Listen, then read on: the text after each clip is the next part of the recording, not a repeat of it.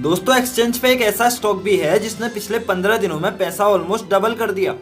Actually यही नहीं, इस सेक्टर के जितने भी स्टॉक्स हैं लगातार तेजी में बने हुए हैं। अब इस तेजी का रीजन तो दोस्तों मैंने आपसे पहले ही डिस्कस कर लिया था। अगर आप मेरे रेगुलर व्यूअर होंगे तो आपने वो वीडियो देख लिया होगा। अगर फिर भी नहीं देखा हुआ है तो वो मैं आई बटन पे डाल देता हूँ। ये वीडियो खत्म होने के बाद में आप उसे देख सकते हैं। अभी इस स्टॉक के बारे में बात कर लेते हैं। तो दोस्तों आपने गेस तो कर ही लिया होगा, जी हाँ, मैं बात कर रहा हूँ लिकर सेक्टर के स्टॉक ग्लोबल स्पिरिट के बारे में। इस स्टॉक ने पिछले 15 दिनों में निवेशकों को अंधाधुंध रिटर्न दे दिए। अभी भी स्टॉक की रफ्तार जो है वो कम होने का नाम नहीं ले रही है। बावजूद इसके एफआईज लगातार इस कंपनी के स्टॉक्स वगैरह सेल कर रहे हैं। तो उन स्टॉक्स को बाई कौन कर रहा है? एक्चुअली मैं बता दूं आपको, टेम्पल्टन जो ग्रुप है उसके अच्छी खासी स्टेक इस कंपनी के अंदर में है। तो वही बात है कि इन स्टॉक्स को बाई कौन कर रहा है? क्या एफआईएस की सेलिंग इस स्टॉक के भविष्य के लिए खतरे की घंटी है? इस कंपनी के रिजल्ट्स पिछले सोमवार को आए थे। उन्हें देखने के बाद और इस प्राइस मूवमेंट के बाद क्या अभी भी स्टॉक में स्पेस बचा हुआ है या प्रॉफिट बुक करके हमें निकल जाना चाहिए? इसका फ्यूचर आउटलुक क्या है? इसके प्रोडक्ट्स कैसे हैं? क्या इसके प्रोडक्ट्स में इतना पावर है कि इस कंपनी को इसके कंपटीटर से ऊपर ले जा सकें? इन्हीं चीजों को हम इस वीडियो में डिटेल वाइज समझेंगे दोस्तों, तो बने रहिए।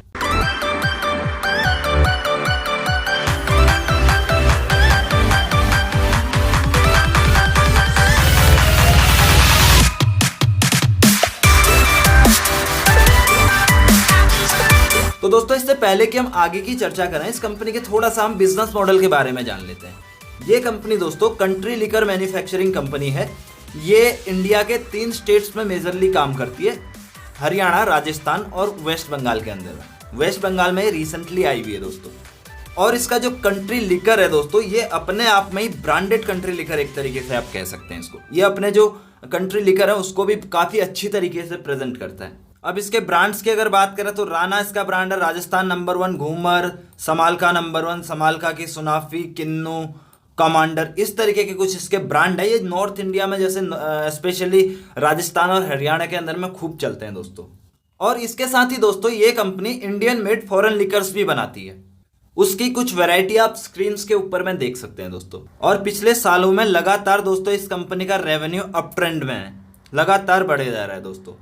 और दोस्तों ये कंपनी यूनाइटेड स्पिरिट्स के लिए और एबीडी इंडिया के लिए कॉन्ट्रैक्ट मैन्युफैक्चरिंग भी करती है। इसका मतलब क्या हुआ? अगर इन कंपनीज के पास में भी ऑर्डर ज्यादा रहता है तो कहीं ना कहीं इस कंपनी को भी उससे बेनिफिट है। और इस कंपनी की हिस्ट्री के बारे में बात करें दोस्तों तो ये कंपनी 1992 में स्टार्ट हुई थी और काफ़ी छोटे लेवल पे स्टार्ट हुई थी। और आज की डेट में आप कह सकते हैं कि ये कंपनी इंडिया के अंदर में कंट्री लिकर की एक तरीके से मार्केट लीडर है। तो दोस्तों इसके बिजनेस मॉडल को समझने के बाद में थोड़ा सा हम इस कंपनी के फाइनेंशियल्स को देख लेते हैं और पास्ट परफॉर्मेंस देख लेते हैं। उसके बाद हम आगे का फर्दर डिस्कशन करते हैं। ग्लोबल स्पिरिट लिमिटेड कंपनी का नाम है। 583 का इसका करंट मार्केट प्राइस चल रहा है। 10% का इसमें फ्राइडे के दिन में अपर सर्किट लगा था दोस्तों। 52 वीक लो की बात करें 118 का है। 52 वीक हाई इसका 583 है। मार्केट कैपिटलाइजेशन 1680 करोड़ का है दोस्तों। एंटरप्राइज वैल्यू 1838 करोड़ की है। थोड़ा सा डेट है कंपनी के पास में। नंबर ऑफ शेयर्स 2.88 करोड़ है, ना के बराबर डेट है। 100 करोड़ के आसपास का डेट है। अगर कैश की बात करें 19 करोड़ इसके पास में है। डेट इसके पास में 177 करोड़ है। बुक वैल्यू इसका 203 है दोस्तों। प्रमोटर होल्डिंग इसमें 55.88% है। ईपीएस इसमें 48.90 है। अगर वैल्यूएशंस की बात करें तो पी इसका 11.95 है। प्राइस टू बुक इसका 2.88 है। ईवी टू ईबिट इसका 8.26 है। ईवी टू ईबिटा इसका 6.94 है। ईवी टू कैपिटल एम्प्लॉयड 2.64 है। ईवी टू सेल्स इसका 1.44 है। पैग रेशियो इसका 0.10 है। डिविडेंड यील्ड इसका ना के बराबर ही है। आरओसी इसका 31% का आरओसी है दोस्तों और आरओई 24% का, जो कि काफी इंप्रूव हुआ है। पिछले क्वार्टर में इतना नहीं था, अभी के क्वार्टर में इसने अपना आरओसी और आरओई काफी अच्छा खासा इंप्रूव किया हुआ है दोस्तों। अब इसके पीयर्स के साथ में इसको कंपेयर करें दोस्तों तो एक तरीके से काफी छोटी कंपनी है। यूनाइटेड स्पिरिट का जो मार्केट कैप है 50,000 के आसपास है। यूनाइटेड ब्रूवरीज का 36,000 के आसपास का मार्केट कैप है। रेडिको खैतान का 10,500 का मार्केट कैप है। इसका इनके कंपैरिजन में सिर्फ और सिर्फ 680 करोड़ का मार्केट कैप है। और धीरे धीरे दोस्तों इस कंपनी ने जो है अभी धीरे धीरे अपना विस्तार कर रही है ये कंपनी, ठीक है दोस्तों। और अभी 3 स्टेट्स के अंदर में ये काम कर रही है फिलहाल। और अगर फैलती है तो समझ लो इसमें कितना पोटेंशियल है। एक स्मॉल साइज की कंपनी में बेनिफिट ये रहता है आने वाले फ्यूचर के लिए कि अगर वो थोड़ा सा भी ग्रो करती है ना, तो आपके स्टॉक को अप्रिसिएशन काफ़ी अच्छी मात्रा में मिलता है। तो अभी तो ये एक तरीके से हम कह सकते हैं कि कुछ भी नहीं बढ़ा हुआ है, लेकिन इसमें एफआईएस भी सेल कर रहे हैं। उसका रीज़न क्या है वो भी हम आगे चर्चा करेंगे उस बारे में भी। पहले इसको देख लेते हैं। पी देखो आप, इन सब का पी आप देखो कितना महंगा है। 127 का पी यूनाइटेड स्पिरिट का, यूनाइटेड ब्रीवरीज का पी 319 का, रेडिको खैतान का 38 का, इसका कितना 11 का, औरों का तो लगभग घाटे में भी है और एक का 83 है। तो किसी के सामने, इसके सामने किसी को कोई भी टिकता ही नहीं, एक तरीके से हम कह सकते हैं। पिछले 5 साल की ग्रोथ देखो दोस्तों, लगातार कंपनी ग्रो कर रही है। 706, 774, 855, 985, 1168, लगातार 5 साल इसने ग्रो किया हुआ है। प्रॉफिट में आप देखो कंटिन्यू ग्रो कर रही है। कि एक्सेप्ट ये वाला 2018 का साल हो सकता है बीच में कुछ खर्चे हो, तो उसको छोड़ दे, रेवेन्यू लगातार बढ़ रहा है, तो प्रॉफिट भी लगातार कंपनी कर रही है एक आध साल को छोड़ के। ओवरऑल अगर देखा जाए काफी अच्छा प्रॉफिट किया है ईयर ऑन ईयर बेसिस पे। ये 2020 तक का हम डेटा देख रहे हैं। अभी इसका थोड़ा रिजल्ट हम देख लेते हैं कि उसमें इसने 2020 से और अच्छा ग्रोथ किया है क्या, वो भी देख लेते हैं। ऑफकोर्स अच्छा किया है दोस्तों, लॉकडाउन होने के बाद भी एकदम बिंदास रिजल्ट दिए हैं इसने। आप देखो लास्ट ईयर में 1168 करोड़ के रेवेन्यू से रेवेन्यू इसका 1230 करोड़ हो गया दोस्तों। स्टॉक पे अब नजर पड़ी है। अब स्टॉक के प्राइस को भी अभी हम कंपेयर करेंगे कि कितना मतलब क्या डिफरेंस हुआ है प्रॉफिट में। लगातार प्रॉफिट करती आ रही है, मार्केट की नज़र इस पे अभी पड़ी हुई है। 2020 का जो अप्रैल का टाइम था दोस्तों, उस टाइम पे 3 महीने तक लगातार वाइन शॉप्स वगैरह बंद थे, फिर भी उसके बावजूद भी ये कंपनी ने अच्छा रेवेन्यू किया हुआ है। ऑपरेटिंग प्रॉफिट देखो 124 करोड़ से 254 करोड़, 104% का ग्रोथ। इंटरेस्ट इसने कम किया हुआ है 23 करोड़ से 18 करोड़, अच्छी बात है, 20% कम किया है। नेट प्रॉफिट इसका 49 करोड़ से 140 करोड़, 182% का जंप। ऑपरेटिंग प्रॉफिट मार्जिन बिंदास 10% से 20%, 10% का जंप। अब इसके शेयर होल्डिंग पैटर्न को देखा दोस्तों तो 55.88% का स्टेक इसमें प्रमोटर का है और प्लेज वगैरह कुछ भी नहीं है। मेजोरिटी शेयर होल्डर प्रमोटर ही है, म्यूचुअल फंड्स का नहीं है इसमें स्टेक, छोटी कंपनी है। एफआईएस का इसके बावजूद भी इसमें 0.83% का स्टेक है। प्रमोटर विद हाईएस्ट होल्डिंग की बात करें तो चंद्रबाग इन्वेस्टमेंट का है, इसमें जो है 38% का स्टेक है। इंडिविजुअल इन्वेस्टर्स की अगर बात करें तो 20.06% का स्टेक है एचएनआईज वगैरह का इसमें। ओवरऑल नॉन इंस्टीट्यूशनल का इसमें जो है 43% का स्टेक है। अब सारी अच्छी अच्छी बातें तो हमने सुन ली दोस्तों, अब कुछ नेगेटिव पॉइंट्स भी हमने सुनने हैं एंड ऑफ कोर्स कुछ पॉजिटिव पॉइंट और रह गए, वो भी हमको सुनने हैं। तो नेगेटिव पॉइंट पहले देख लेते हैं। पहला तो ये है दोस्तों, इसका जो current liability to current asset का रेशियो है ये फेवरेबल नहीं है। हमें चाहिए कि करंट एसेट जो है कम से कम एटलीस्ट 1.5x होना चाहिए, बट इसका जो है 1x से भी कम है, तो ये एक नेगेटिव पॉइंट आ जाता है। और दूसरा दोस्तों ये है कि ये कंपनी जो है एएसएम लिस्ट में है, एएसएम लिस्ट में ये कंपनी आ चुकी है। क्योंकि समझ सकते हैं कि एक हफ्ते 10 दिन 15 दिन के अंदर में अगर कोई कंपनी डबल हो जा रही है तो कुछ ना कुछ तो उस पर मतलब निगरानी तो रखनी पड़ेगी। सेबी वगैरह तो उसको छोड़ेगी नहीं ऐसे कि क्या हो रहा है करके, है ना। और स्पेशली जब म्यूचुअल फंड वगैरह, अभी मैं वो भी डेटा आपको दिखाता हूँ, जो टेम्पल्टन फंड है लगातार उसमें स्टेक बेचे जा रहा है, तो स्टॉक का भाव नीचे आने के बावजूद ऊपर क्यों जा रहा है वो भी हम समझेंगे अभी। अगर हमने कंपनी के बिजनेस मॉडल को अच्छे तरीके से समझ लिया है तो हम समझ सकते हैं कि ये जो रेड फ्लैग है ये तो देखो होता है, वो रूल तो रूल है।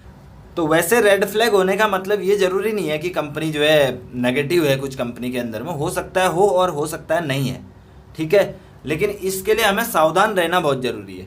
एंट्री पॉइंट देखा जाए तो एंट्री पॉइंट भी ठीक नहीं है, डिविडेंड भी अच्छा नहीं देती है कंपनी, एफडी से अच्छे रिटर्न नहीं दिए हुए, इंट्रिंसिक वैल्यू से भी काफ़ी ऊपर है कंपनी का स्टॉक। अगर इस पैरामीटर पर हम देखें तो ये जो है लगातार हमें बोल रहे हैं कि मत खरीदो ये स्टॉक। तीसरा जो नेगेटिव है दोस्तों ये है Templeton strategic emerging market fund जो है इसमें लगातार अपनी स्टेक बेचे जा रहे हैं। 16 जून को बेचे थे इसने 5,63,000 शेयर 441 के भाव से। 14 जून को इस कंपनी ने बेचे थे, इसी सेम कंपनी ने 2,66,000 शेयर 393 के भाव से। 17 जून को इस कंपनी ने बेचे थे 8,93,388 शेयर्स 490 रुपए के भाव से। तो ये थोड़ा सा एक कंसर्न का मैटर है कि लगातार इस कंपनी में सेलिंग क्यों कर रहे हैं। और अच्छी बात एक ये है कि एक दूसरे फंड ने इसमें 7,25,701 शेयर्स 495 के भाव से 17 तारीख को खरीदे हैं, बट ये जो है एक बेचने वाला जो है ना, थोड़ा सा इसमें मतलब ऐसा लगता है कि क्यों मतलब बेचे हुए हैं ऐसा। क्योंकि बेचने के देखो दो रीजन हो सकते हैं। या हो सकता है प्रमोटर्स का भी, अगर आप शेयर होल्डिंग पैटर्न देखोगे पिछले कुछ क्वार्टर्स का, मतलब एक दो क्वार्टर को बीच में छोड़ दें उससे पहले के क्वार्टर्स का, तो लगातार प्रमोटर अपनी स्टेक बढ़ाए जा रहे हैं। अब इसका मतलब ये भी हो सकता है कि अगर इस कंपनी ने बेचे हुए हैं तो प्रमोटर हो सकता है उसकी शेयर को खरीदे, उसकी जो स्टेक है वो खरीद रहे हैं, है ना। ये एक रीजन हो सकता है प्रमोटर वगैरह खरीदे, और मोस्ट प्रोबेबली यही है कि प्रमोटर इसमें स्टेक खरीद रहे हैं। क्योंकि अगर पब्लिक खरीद रही होती तो शेयर को तो नीचे आना चाहिए था, मतलब इतना तो डिमांड तो होनी ही नहीं चाहिए थी, क्योंकि खूब सारी सप्लाई हो रही थी मार्केट में। तो कहीं ना कहीं ये सेलिंग देख के मुझे ये लगता है कि इसमें जो है प्रमोटर ने खरीदे हैं, मतलब ये शेयर आए और प्रमोटर के पोर्टफोलियो में गए, तो मार्केट में गिरावट वाला कुछ मूड ऐसा दिखाई नहीं दिया, ठीक है ना। ये एक रीजन हो सकता है। इसका मार्केट पे डायरेक्टली मतलब कोई ऐसा इम्पैक्ट नहीं रहा, और रुझान तो अच्छा ही था, रिजल्ट्स अच्छा आए हुए हैं ग्लोबल स्पिरिट के, तो उसकी वजह से शेयर का प्राइस बढ़ रहा है। बाकी अगर ये सेल कर रहे हैं तो फिर प्रमोटर को सेल कर रहे हैं ऐसा लगता है। और साथ ही अगर ये तीसरा कंपनी इसमें इन्वॉल्व है, ये खरीद रही है, तो ये एक पॉजिटिव पॉइंट हमारे लिए हो सकता है। बट ये भी ध्यान रखने वाली बात है, अगर जो कि नहीं है, जो कि मैं कह रहा हूं कि 0.001% के चांसेस हैं कि इसने मार्केट में शेयर मतलब सेल कर दियो, पब्लिक को सेल कर दियो। वो तो अभी जब ये शेयर होल्डिंग पैटर्न आएगा जून क्वार्टर के बाद में, तभी हमको पता लग पाएगा कि एक्चुअली में हुआ क्या है, किसका स्टेक बढ़ा हुआ है, किसका कम हुआ है। लेकिन तब तक हम सिर्फ एक उम्मीद ही लगा सकते हैं कि ऐसा हुआ है, ऐसा नहीं हुआ, अंदाजा ही हम लगा सकते हैं। लेकिन मोस्ट प्रोबेबली 99.99% जो चांसेस हैं वो प्रमोटर ने इसके शेयर्स वगैरह खरीदे हैं। ये तो बात हुई दोस्तों इसके पॉजिटिव्स की और नेगेटिव्स की। अब कंक्लूजन पर आते हैं कि हमें इस स्टॉक में करना क्या है। देखो इसके नेगेटिव्स भी हैं कुछ ना कुछ, लेकिन पॉजिटिव्स हमें स्ट्रांग लग रहे हैं इसके। बैलेंस शीट इसकी खराब है, बट बैलेंस शीट इसके पास्ट के परफॉर्मेंस को बताती है, ना कि फ्यूचर के ग्रोथ को। फ्यूचर के ग्रोथ को इसका बिजनेस मॉडल बताता है, जिसे हम मेजॉरिटी ऑफ अपना टाइम देते हैं एनालिसिस करने में।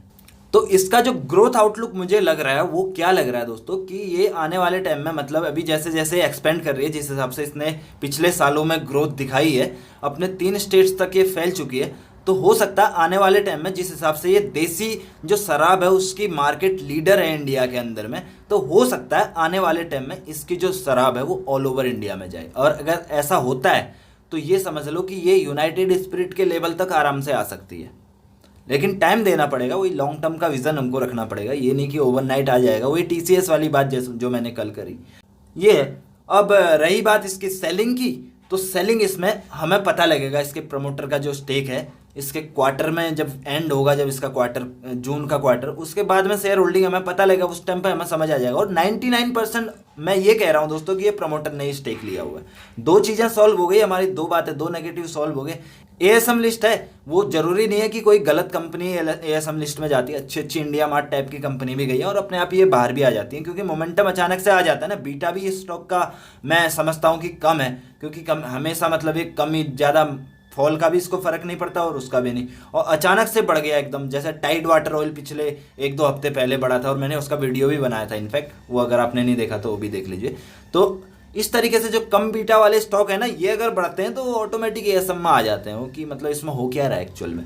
तो गलत है कंपनी, ऐसा नहीं है इसका मतलब। तो तीनों के तीनों नेगेटिव बातों का हमारे पास में सॉल्यूशन है, और पॉजिटिव बातों के भी हमारे पास में नेगेटिव इफेक्ट है। अगर कुछ ऐसी प्रॉब्लम आ जाती है, इकोनॉमिक सिचुएशन खराब हो जाती है, या गवर्नमेंट की पॉलिसीज़ वगैरह चेंज हो जाती हैं, पर्टिकुलर स्टेट के लिए ही एक कंपनी दारू बनाए, इस तरीके की बात हो जाती है, तो फिर कह नहीं सकते। देखो नेगेटिव और पॉजिटिव वाले रिस्क तो जो है मार्केट में लगे ही रहते हैं। अब इसके टेक्निकल्स की अगर बात करें, लास्ट के जो कैंडल्स इसके बनी हुई है दोस्तों, ये एकदम ह्यूज वॉल्यूम्स के साथ में बनी है, और ये चीख चीख के हमें बता रही है कि अभी ये स्टॉक जो है काफ़ी ऊपर जाना है, इसको बाकी है, अभी तो शुरुआत हुई है, अभी तो जर्नी स्टार्ट हुई है। और वैसे भी ये जो स्टॉक है ना दोस्तों, एक बॉक्स से अभी बाहर निकला हुआ स्टॉक है, ठीक है। ये स्टॉक अभी अपने जो है बॉक्स से बाहर निकला हुआ स्टॉक है, और अभी तो इसने निकलना शुरू किया है। 1-2-3 दिन ही अभी मोमेंटम दिया है दोस्तों। अभी तो मतलब इसको काफ़ी आगे तक जाना है, क्योंकि इसने पिछले अपने रिजल्ट्स पे ज़्यादा रिएक्शन नहीं किया था। देखो ना, अब यहाँ से इतना लंबा, इसमें इतना लंबा कंसोलिडेशन, उसके बाद में उसके पहले भी इतना ऊपर से नीचे गिरा, फिर यहाँ पे देखो इस तरीके से, मतलब इसके जो चार्ट्स है ना, अगर आप देखोगे लॉन्ग टर्म के, तो मतलब ये एक ही रेंज में रहा है, मतलब 101, फिर ये आ जाता है 39, इस तरीके की रेंज में ही रहता है।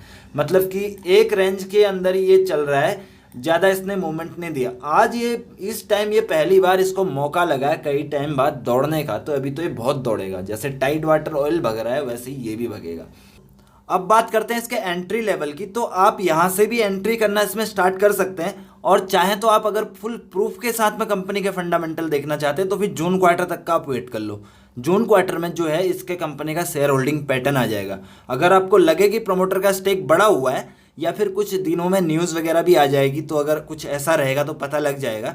तो अगर ऐसा आपको लगता है, उस टाइम पर पता लगता है, उसके बाद में आप करना चाहें उसके बाद भी कर सकते हैं। लेकिन जैसा मेरा एनालिसिस है कि ये प्रमोटर ने ही स्टेक बाई किया हुआ है, तो अगर आप अभी भी इस बेस पे करना चाहें तो आप धीरे धीरे अपना बाइंग जो है स्टार्ट कर सकते हैं। अगर 20% आपको 100 रुपीज़ करना है इन्वेस्ट, तो 20 रुपीज़ आप इस लेवल पे इन्वेस्ट कर सकते हैं। या तो कोई अगर फॉल आ जाता है अच्छा, मतलब किसी वजह से, तो उस फॉल को भी आप मतलब इसमें इन्वेस्ट करने के लिए उस फॉल को यूज़ कर सकते हैं आप। कंपनी अच्छी है लॉन्ग टर्म के लिए, अगर आपको चाहिए 10 साल 20 साल के लिए तो काफ़ी अच्छी कंपनी है। 5 साल के लिए भी अगर आप रख लो तो आराम से 2-4-5 गुना तो रिटर्न आपको ये करके देगी।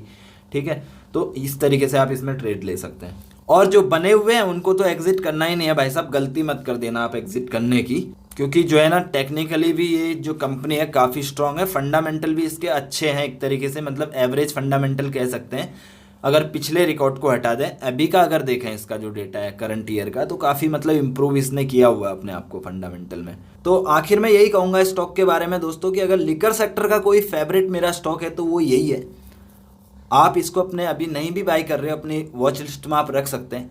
और मुझे लगता नहीं है कि इस लेवल से नीचे आएगा किसी भी वजह से, क्योंकि लिकर सेक्टर में जिस हिसाब से अभी भगावट चालू है, जिस हिसाब से तेज़ी चालू है, आप वो आई बटन पर क्लिक करके वो वीडियो ज़रूर चेक कर लेना इसके बाद में, क्यों भगावट है वो भी मैंने डाला हुआ है।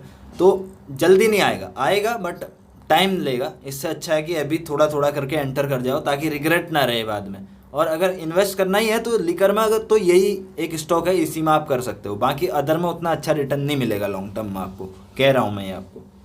तो दोस्तों आई होप कि आपको वीडियो पसंद आया होगा। वीडियो अच्छा लगा तो लाइक कीजिए, शेयर कीजिए अपने दोस्तों के साथ में, और चैनल को सब्सक्राइब कीजिए। और अगर आपकी कोई क्वेरीज है, कोई सलाह है, कोई सुझाव है तो कमेंट कीजिए। और ये डिटेल्ड एनालिसिस का प्लेलिस्ट चेक करना मत भूलिए दोस्तों। अगर आप ये नहीं चेक कर रहे तो बहुत बड़ी अपॉर्चुनिटी आप मिस कर रहे हैं। इसमें हमने कंपनीज के total fundamental analysis, business model analysis, valuation analysis, financial analysis complete करके डाले हुए हैं, जिससे आपका बेनिफिट क्या रहेगा। जो आपको कंपनी के फंडामेंटल्स करने में 10 से 12 घंटे का टाइम लगता है, वो वैल्यू आपको 10 से 15 मिनट में मिल जाएगी ये वीडियोस वगैरह देख के। इसमें आपका टाइम की सेविंग तो होती है, साथ ही इन वीडियोस को आप चलते फिरते ट्रेन में देख सकते हो, या फिर किसी का वेट कर रहे हो उस टाइम पे देख सकते हो। कोई अलग से आपको रिसर्च वगैरह करने के लिए जैसे आपको स्पेस की ज़रूरत होती है, उसकी ज़रूरत भी आपको नहीं पड़ेगी। इससे आपके जो टाइम का यूज़ होता है वो तो अच्छा होता ही है, और जो फ्री टाइम आपका है वो भी आपका अच्छा खासा यूटिलाइज हो जाता है दोस्तों इसमें, क्योंकि टाइम बहुत इंपॉर्टेंट है दोस्तों। अपने टाइम का जो है खुद से भी आप ज़्यादा ध्यान रखिए। और thank you so much for watching this video till the end. Thank you.